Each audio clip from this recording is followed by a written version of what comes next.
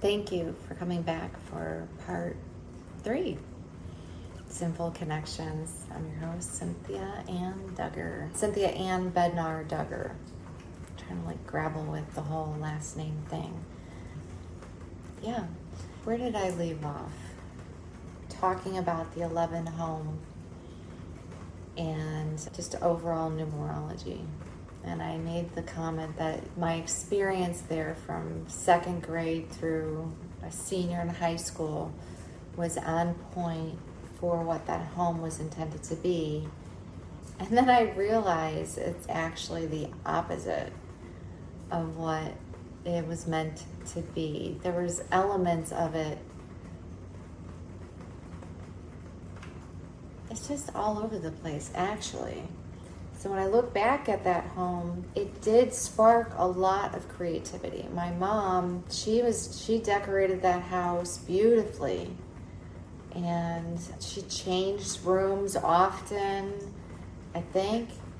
I always felt like there was some type of home improvement project going on in that house. And I didn't hate that. I loved the new, and again, my mom was very talented.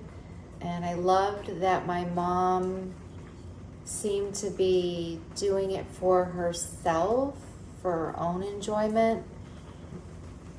But the observation of that brought me to realize I don't recall this house being a house that we had a lot of company in. We were always going to other people's houses. My parents were real good friends with the people across the street, and they spent most of their social time with them. And then we also had neighbors to the right that my parents were really great friends with. And other than folks coming to our house and sitting in folding chairs on the driveway or in the garage, I just remember my parents always going to other people's houses and not a lot of people coming to our house. I also just remembered that when I was in 2nd grade, when we built this house, my grandfather, my mom's dad, he came to live with us. And he was a bit of piss and vinegar, not gonna lie. He was a little bit cynical and just was real annoyed with us kids. My mom was real close to my dad, but I don't remember feeling like a grandfather. I had a grandfather experience, but I just don't remember. He just seemed to, I think I remember being afraid of him. He would just get snarky and tell us kids to get out of the room, and I just remember being a little bit afraid of him. And then when I was in 2nd grade, and my grandfather was an artist, a really talented artist. And one of the really strong belief systems I grew up having was that my sister was an artist and my mom was an artist. My mom had the opportunity to go to college on a grant of sorts or scholarship of sorts for pottery, so the Art Institute of Cleveland. She didn't end up going. And speaking of my mom, I can say that through my healing journey so far, the thing that has really been the most healing for me, and most is a relative word to be honest, but has been very healing for me, is healing my relationship with my mom. And I didn't actually believe that my relationship needed to be healed. So, when you have a strong belief system and you create the idea of what a relationship should look like, or the type of relationship that you are accustomed to accepting, or have multiple relationships that reflect this, it took a lot of my own sitting in my own shadows and understanding where my relationship, what was the foundation of my relationship with my mom, and where was I judging my mom, and where was I not seeing her. So that has been, for several years now, something that I've put a lot of time in, is really understanding my triggers with my mom and allowing myself to see myself in her in every version of her. And in the versions that I don't remember because I was too young or wasn't even around yet, a lot of time with my mom, asking questions and bringing her to a place of remembrance and allowing her to explore who she was, what versions she was during these chapters of my life. And we're just like together, healing together. It's really been beautiful. And I see the most beautiful reflection of myself in my mom. Yeah. So as I'm like reflecting on all these experiences, I can't help but to imagine my mom in all of these experiences, and imagine my father too.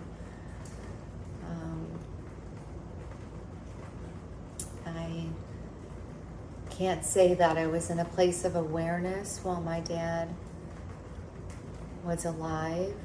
I was very much going through many rock bottom experiences at that time during my life.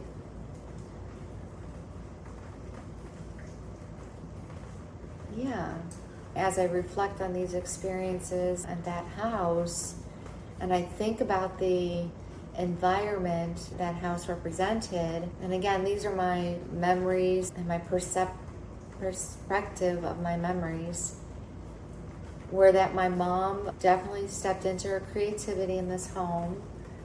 My dad did a lot of working and was very much in his masculine. Other than like playtime, my dad was very active in the water. We spent a lot of time at Lake Erie and the beach with him.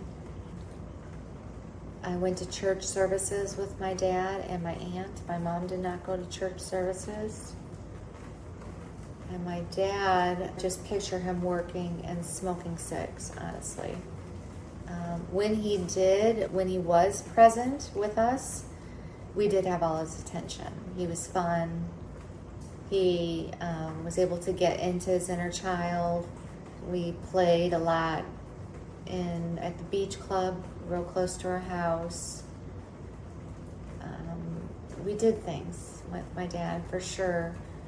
Water parks, a lot of water activities. We had a boat, and we did go out on the boat, and there was water skiing, and I don't remember a lot of drinking or any of that. Occasionally my dad would have a beer, and I just thought of a memory. Ooh, Dad was in the garage. He was sitting there with our neighbors.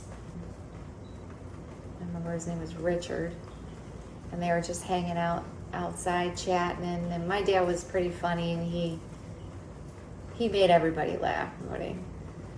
But it was satire, it was sarcasm, it was not always the kindest material, but it made people laugh and it got their attention. And they were out there ripping and roaring, and my mom was hanging out with his wife. I think they were in the house. And I was like hanging around, and at that time, my dad had put an old mattress, a king-size mattress in the garage. So he moved all the cars out. And I would go in the garage, and that's when I started teaching myself how to do back handsprings and whatever. It was my little gym. And I was in the garage, and I saw that my dad had a can of beer on the ground, and I wanted to take a sip of the beer. And so I was like in the garage, and I was practicing my back handsprings, and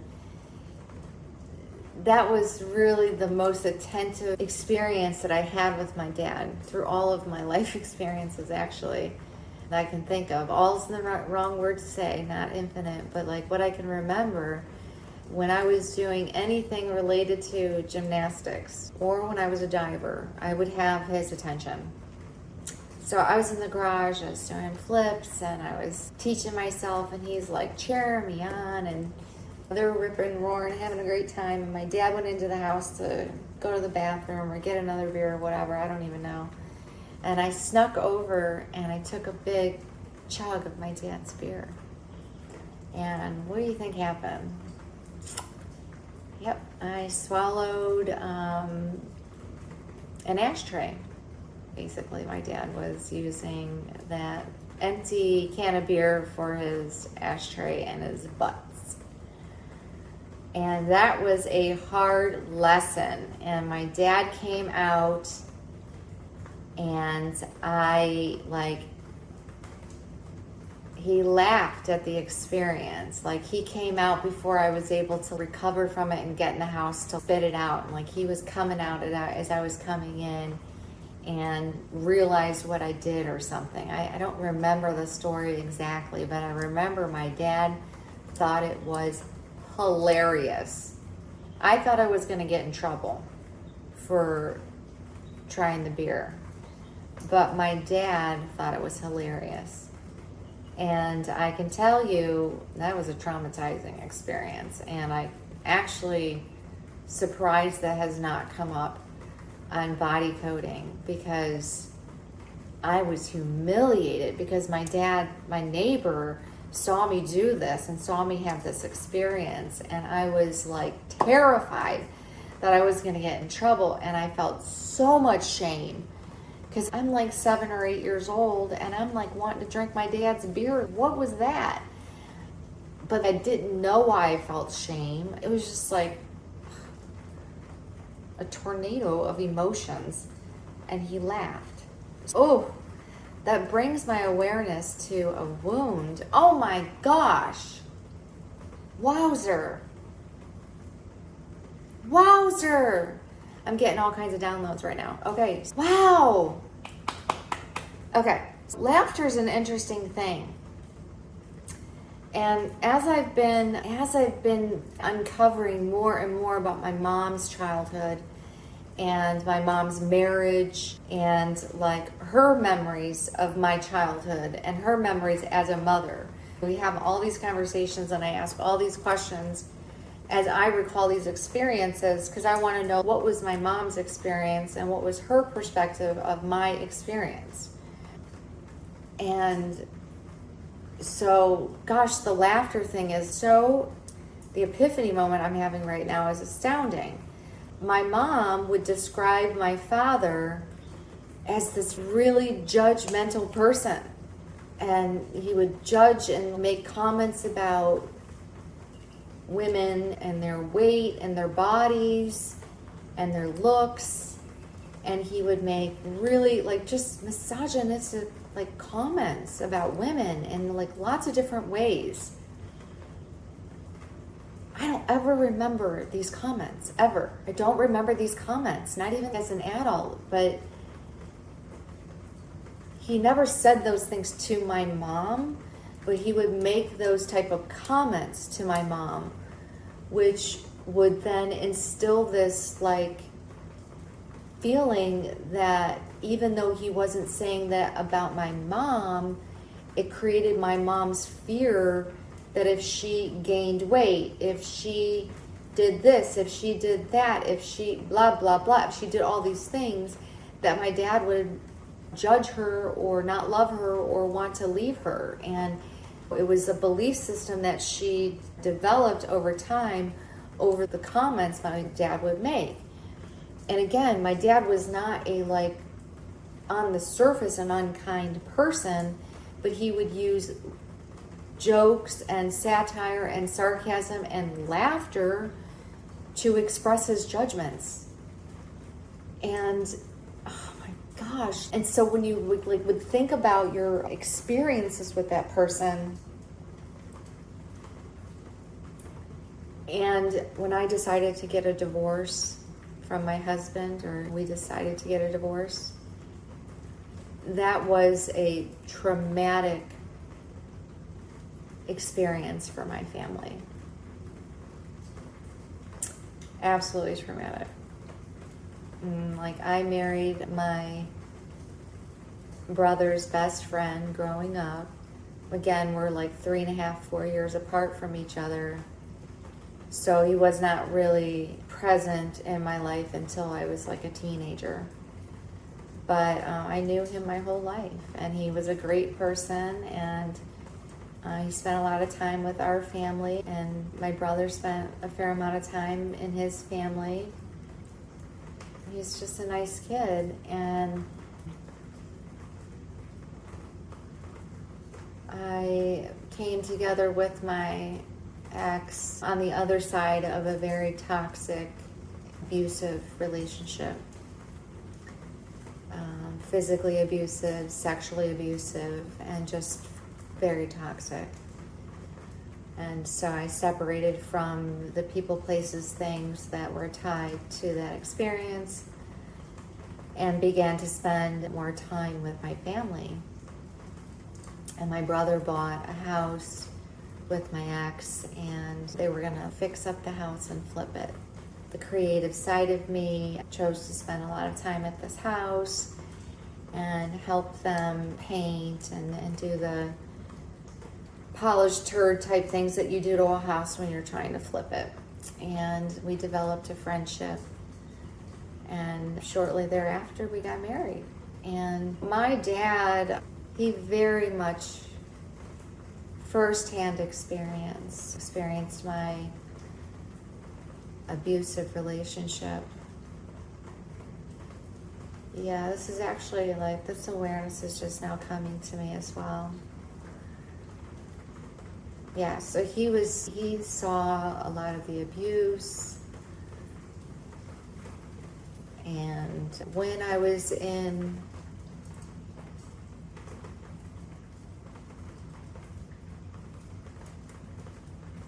an unsafe setting, many times, I called my dad. He was always there. I never felt judgment.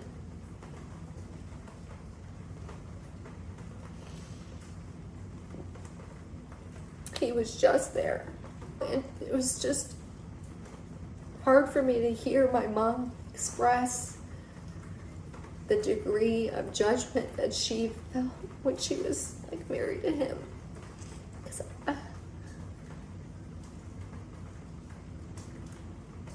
it's not till just now that I realized that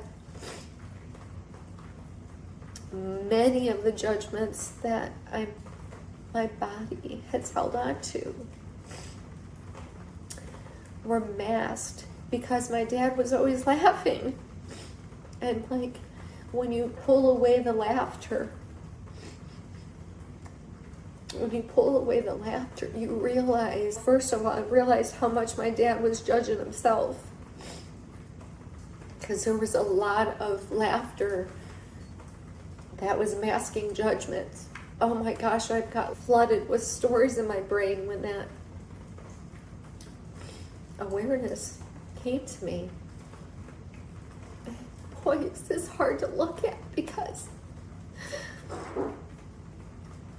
it's, oh my gosh. It's hard to want to see these things when that person's crossed over. I think that's my dad talking to me through Oreo. Yeah, it's much easier to work through your grief when you're just got this person on a pedestal. And boy, do I love my dad. And he did the best he could. And I felt his love. Felt it so much. And the first time that it felt conditional was when I told him I was getting a divorce. Because my dad witnessed me and that abusive relationship. And he held space for me, and he was always there for me, and he made me feel safe. And he did not make me feel judged. And when I married my ex-husband, That was the first time that my dad knew that I was going to be safe. And he loved Richard. He loved him like a son. He just knew that he would take care of me. And he just knew that his baby was going to be taken care of. So I just in this moment understand why my divorce was so devastating for him. And I got divorced in 2010, and my dad died Christmas morning 2013. And I'm so grateful that I had enough awareness at that time to keep my heart open so that I could mend and just work through that experience with my dad, because I was with my dad on his dying day and I felt forgiveness for him for how he responded to my divorce. I just am so grateful that I didn't allow that to stop me from still having a relationship with him, even though he just didn't understand. Yeah, that actually was, I can see why I'm supposed to tell this story. Because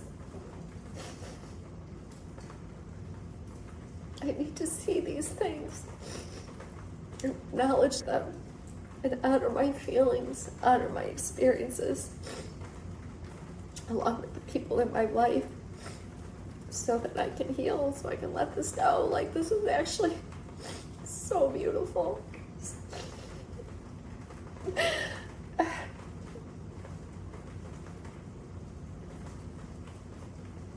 Thank you for holding space for me.